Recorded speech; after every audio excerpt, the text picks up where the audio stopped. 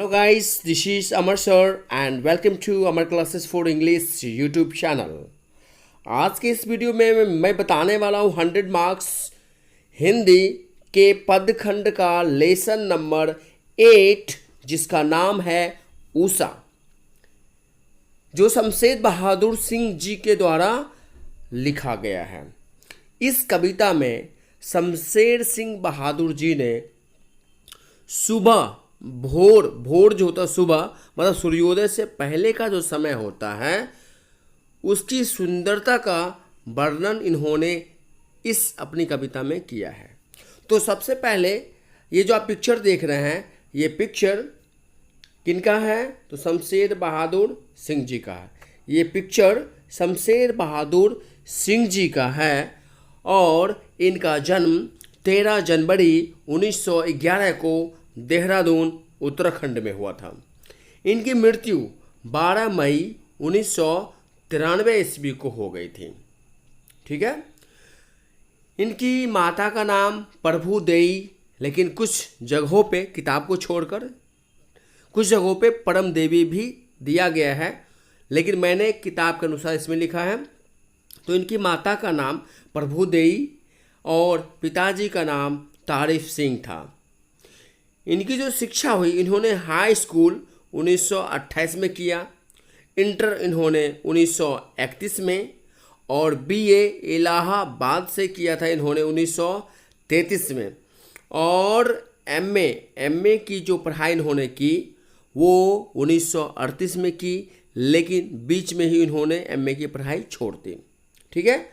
तो शिक्षा high school 1928 हो गया, इंटर 1931 हो गया और बीए 1933 हो गए, जो इलाहाबाद से इन्होंने किया था।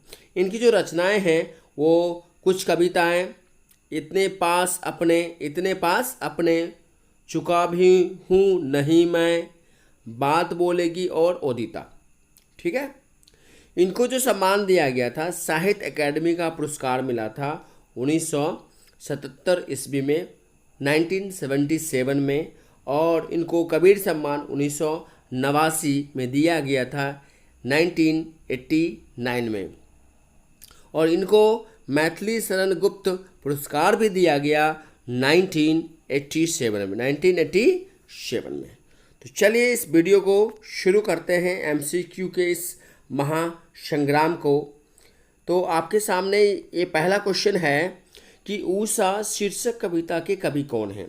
ऊषा शीर्षक कविता के कवि कौन हैं? तो शमशेर बहादुर सिंह जी हैं, शमशेर बहादुर सिंह जी।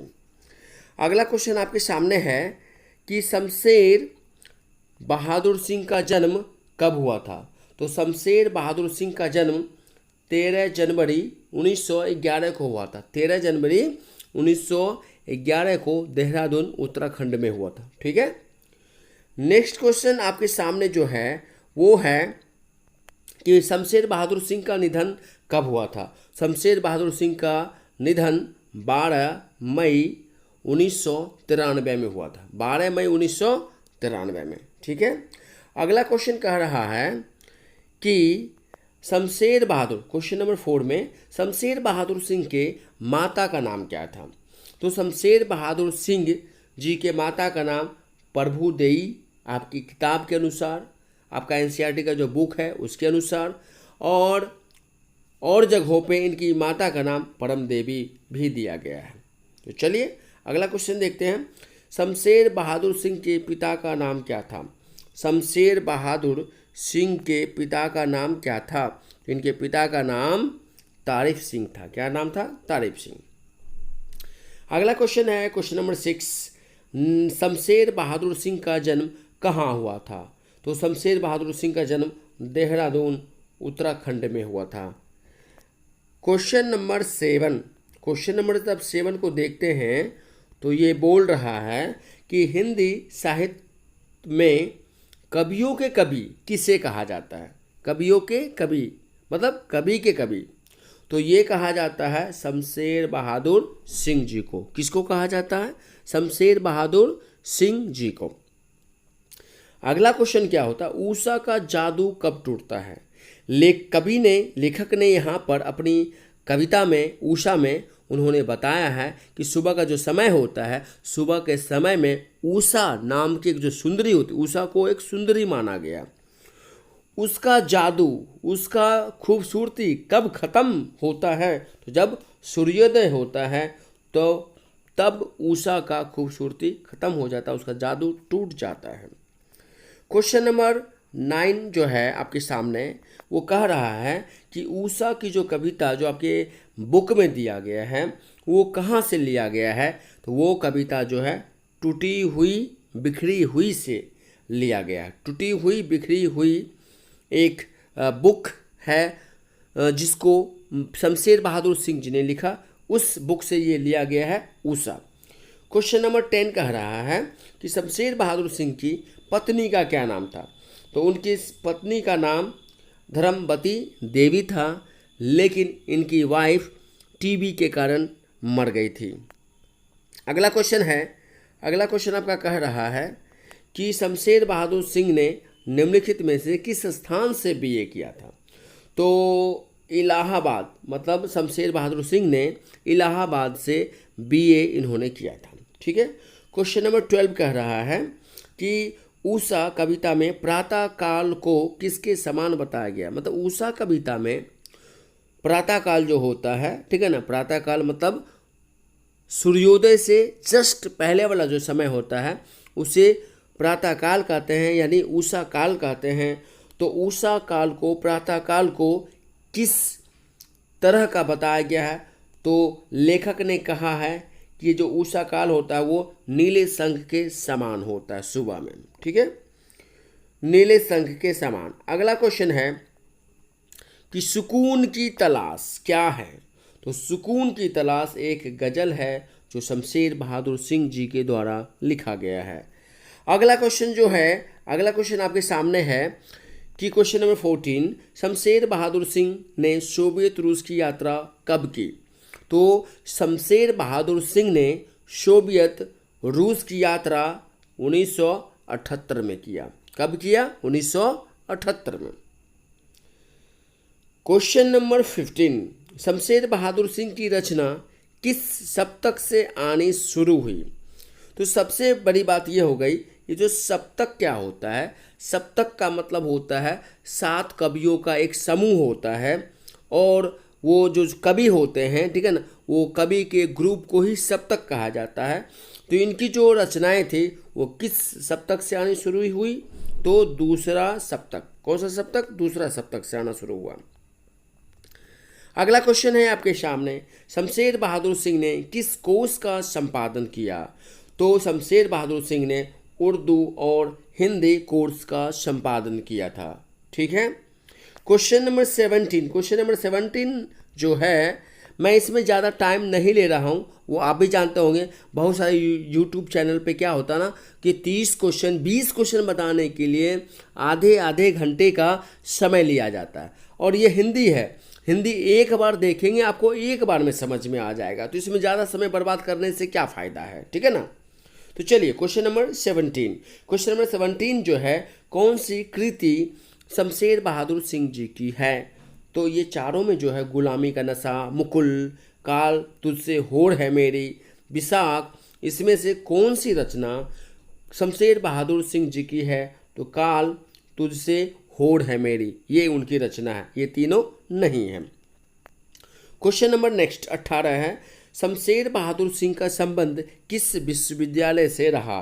तो शमशेर बहादुर सिंह का संबंध जो है विक्रम विश्वविद्यालय से रहा। विक्रम विश्वविद्यालय से रहा। ठीक है, लेकिन उन्होंने बीए की पढ़ाई जो है वो इलाहाबाद से की थी। ठीक है ना, इलाहाबाद से। चलिए क्वेश्चन नंबर जो है आगे, क्वेश्चन नंबर 19 में अगर चलते हैं, तो क्वेश्चन नंबर 19 में, शमशेर बहादुर सिंह निम्नलिखित में से किस साहित्यकाल के समकालीन थे? समकालीन। ठीक है ना, तो ये जो है नागा अर्जुन के समकालीन थे। समकालीन का मतलब जब ये कवि थे तो उस समय और दूसरे कौन से कवि इनके सामने में थे, इनके सामने मतलब इनके समय में थे, तो नागा अर्जुन इनके ही समय के थे। ठीक है। क्वेश्चन नंबर 20 कह रहा है, शमशेर बहादुर सिंह को साहित्य अकेडमी का पुरस्कार कब दिया गया? ठीक है, तो शमशेर बहादुर सिंह को साहित्य अकादमी का पुरस्कार जो है 1977 में दिया गया था, 1977 ईस्वी में दिया गया था। क्वेश्चन नंबर 21 कह रहा है निम्नलिखित में से कौन सा शमशेर बहादुर सिंह जी के भाई थे। तो यहाँ पर जो है तेज बहादुर सिंह इनके बारे में ये बताया जाता था कि शमशेर बहादुर सिंह और तेज बहादुर सिंह की जो जोड़ी थी वो राम और लक्ष्मण जैसी जोड़ी थी। ठीक है, तो तेज बहादुर सिंह जो है इनके भाई थे। 22 नंबर कह रहा है कि शमशेर बहादुर सिंह के काव्य की भाषा क्या थी। तो शमशेर बहादुर सिंह जी के काव्य की भाषा खड़ी बोली थी। कौन सी भाषा थी? खड़ी बोली। Question number next, Shamsher Bahadur Singh ji को कबीर सम्मान कब दिया गया था? तो 1989 को कबीर सम्मान दिया गया था इनको। ठीक है। क्वेश्चन नंबर 24 कह रहा है कि कवि के अनुसार प्रातःकाल का आसमान कैसी आभा से परिपूर्ण होता है? कैसी सुंदरता से परिपूर्ण होता है? तो नील श्वेत, ठीक है ना, नील श्वेत की आभा से परिपूर्ण होता है। क्वेश्चन नंबर 25 कह रहा है कि कविता के अनुसार आसमान किसके समान गीला है? तो आसमान जो है राख से पुताई किए गए चौके के समान। अब अगर ये बात समझ में नहीं आया होगा तो शायद आपको पता हो या ना हो, लेकिन मैं आपको बता दूं, पहले के ज़माने में आज से अगर 20 साल पहले चले जाते हैं या 10 साल पहले जाते हैं तो लोग मिट्टी के चूल्हे पे खाना बनाया करते थे, और खाना बनाने से पहले उसे क्या किया जाता था? मतलब पानी, मिट्टी और गोबर से उसको क्या, या समझिए कि मिट्टी से उसे लीप दिया जाता था। आपने देखा होगा, जिसको चौका लगाना बोलते हैं। ठीक है, तो यहाँ पर हो जाएगा राख से पुताई किए चौके के समान। ठीक है। क्वेश्चन नंबर 26, कविता में राख में किसे मिला के पुताई की गई है? तो राख में गोबर और मिट्टी लगाकर पुताई की गई है, गोबर और मिट्टी। क्वेश्चन नंबर 27 आपके सामने है, जिसमें कह रहे हैं शमशेर बहादुर सिंह ने लिखना कब शुरू किया? ठीक है, 27 नंबर आपका क्वेश्चन है कि शमशेर बहादुर सिंह ने लिखना कब शुरू किया? तो शमशेर बहादुर सिंह 1932 को लिखना शुरू किया। कब? 1932 में। क्वेश्चन नंबर 28 कह रहा है शमशेर ऐसे कवि हैं जो अपना असर धीरे धीरे डालते हैं। ये जो कथन है वो किनका है? तो अज्ञेय जी का। किनका है? अज्ञेय जी का। चलिए नेक्स्ट क्वेश्चन नंबर 29 कह रहा है कि निम्नलिखित में से कौन सी कृति शमशेर बहादुर सिंह जी की नहीं है? तो अखरावट नहीं है, क्योंकि उदिता है, इतने पास अपने हैं, बात बोलेगी है, लेकिन ये जो अखरावट जो है वो नहीं है, क्योंकि अखरावट जो है मलिक मोहम्मद जायसी के द्वारा लिखा गया एक महाकाव्य है। ठीक है ना। अगला क्वेश्चन नंबर 30 और अंतिम क्वेश्चन है कि तेज बहादुर सिंह लेखक शमशेर जी के कौन थे? ठीक है, तो आपको पता ही है ये दोनों भाई थे। क्या थे? दोनों भाई। ओके, अगर आपको हमारा वीडियो पसंद आया हो तो प्लीज़ इसे लाइक और अपने दोस्तों के बीच शेयर करें, हमारे चैनल को सब्सक्राइब करें, और हाँ, बेल आइकॉन दबाना ना भूलें, ताकि हमारा वीडियो यानी हमारे वीडियो की नोटिफिकेशन आपके तक पहुंचती रहे। Okay, thank you. मिलते हैं नेक्स्ट वीडियो में।